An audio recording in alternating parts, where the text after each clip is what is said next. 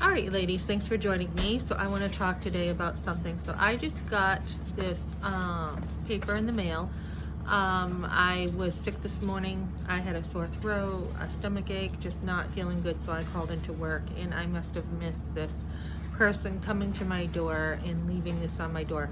So I will be picking this up sometime, and it is for divorce papers from my husband. You know what? It doesn't bother me in the least. It really doesn't. Divorce is devastating for a family. It really is, and it's very invasive because you have to go through all this stuff when you go to court and answer all these questions. But at the same time, even though this does happen and it's devastating when your husband abandons you and is abusive to you and is neglectful and doesn't want to take care of his family, there is still joy. There is so much joy in Christ. As a Christian, I have a lot of joy right now. I didn't know how I would feel with this coming my way, but I'm actually pretty happy. And of course, you're not happy that the divorce is happening, but you're happy with the trials, because it's the same thing as a Christian. Christ was rejected, so you will be rejected. When you're different in the world, sometimes people don't like it because you don't walk the same way they walk. You think for yourself. You do things a little differently, and it even says in Scripture that they will actually reject you and isolate you and call you all kinds of awful things for the name of Christ. They will actually put you down, a lot of people, just for the fact you're a Christian.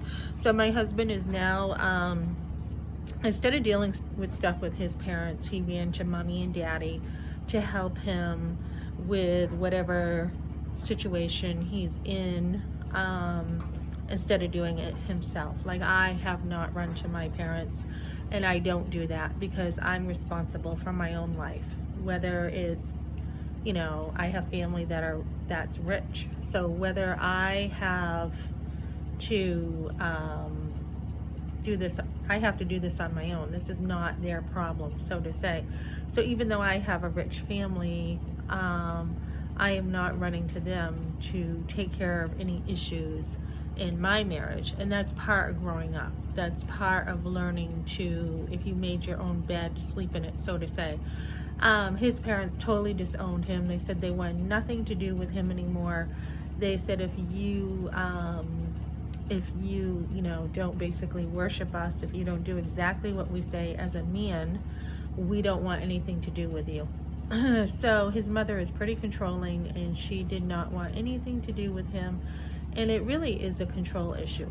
So as a Christian, I am married to Christ. That's who my husband is. And if he has said, you know what, you were married for this long and you were in the world when you got married. I wasn't a Christian. I was very worldly. And now it's time to say goodbye to that, to die to the world some more, to die to the things of the world. Then it's time. I mean, I stayed with my husband when he wasn't a Christian, and then he had cancer, and I was there for him. When I just had a cancer scare, he was not there, but I was the one who took care of all the bills, took care of everything, made all the phone calls. He had a 9-hour surgery for that cancer, and he could have died. His family really wasn't there for him when this happened. They thought it wasn't real, his cancer, basically, and it was. So he had 2 major surgeries right around the time we had our third born son. So I'm the one that realized he had cancer. So I actually didn't know it was cancer. It was just, I knew there was like this lump on his body. So we had that to deal with. That was an emergency. We had our first home birth, and then we had in December, so it was like September, November, December. December he had major surgery where they cut him open, and it was like 9 hours, and it had spread to the lymph nodes. So there was like, just one bill in of itself was like over $25,000. So, there was a time that was wonderful. We dated. I was at his house all the time. I had really nothing to do. I was just working as a waitress and really kind of bored, and we would go out dating to the movies, shopping, out to eat, mostly at his home, and swim in the pool. And he was crazy about me. He couldn't get enough of me. So we sung, we had a lot of our music together. He pursued me quite a bit. He pursued me since 6th grade when a lot of other guys pursued me. And then, let me see, then we had gotten married. We had our sons.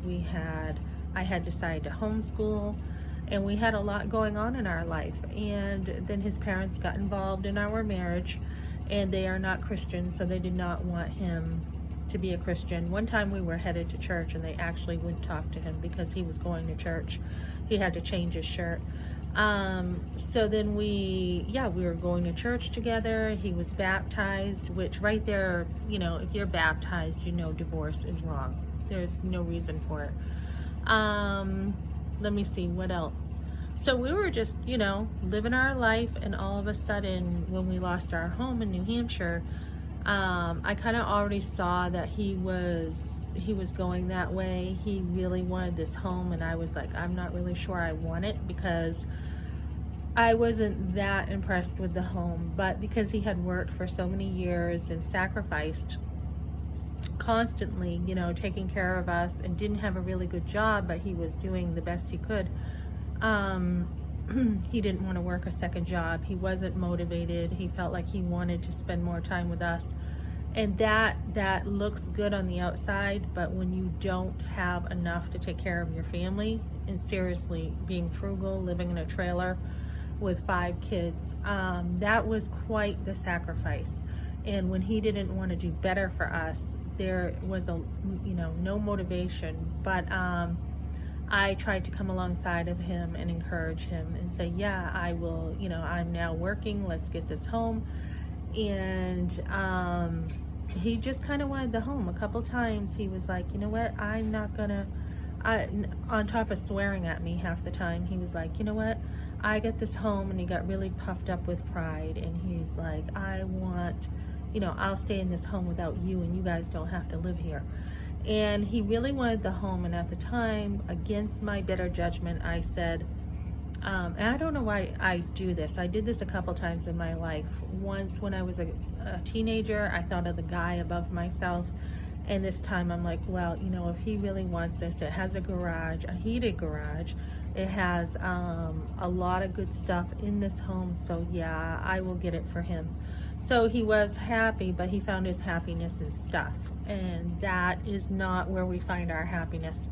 And so now I think his parents have given him quite a bit. So he's finding his happiness in stuff, and he doesn't want his wife. So you know what, when this happens, just even though you've tried to be faithful, but when it starts getting official and you're sticking around and it's official, it's kind of time to let go. It's kind of like, okay, he is really serious about this, and just let it go. Let people go. I mean, life is short, and if someone really doesn't want to be with you for whatever reason, they just like to blame their failures on you because they don't want to look at themselves and say, boy, what could I do differently? How could I have, what can I do to make something work? Let it go. It's not worth the time. I will be contesting this at court, though. I will be letting go of him, but contesting a lot of this stuff that he is going to be making up about me. And I think we have a right to keep our reputation. We have a right to have a good reputation in the world if we have worked at that. And you want to clear things up if something has happened, so that your name is a good name in life. And right now, his name is rotten, because any man, even if he's an unbeliever, will take care of his family, and he doesn't want to take care of us. He's let us go through, depending on the church, he's let us go through, basically having nothing over here when we lost our home. He wouldn't take care of us. He left us homeless. He wouldn't get a second job. He wouldn't help me find a home. I was working, and he just wouldn't, he wouldn't lift a finger to do anything. So I had asked him before we left, what do you want to do? He didn't know. I said, well, I'll go over here with our older son. Do you want to come with us? No, he didn't want to come with us. Do you want to do this? Do you want to do that? And he didn't want to solve anything.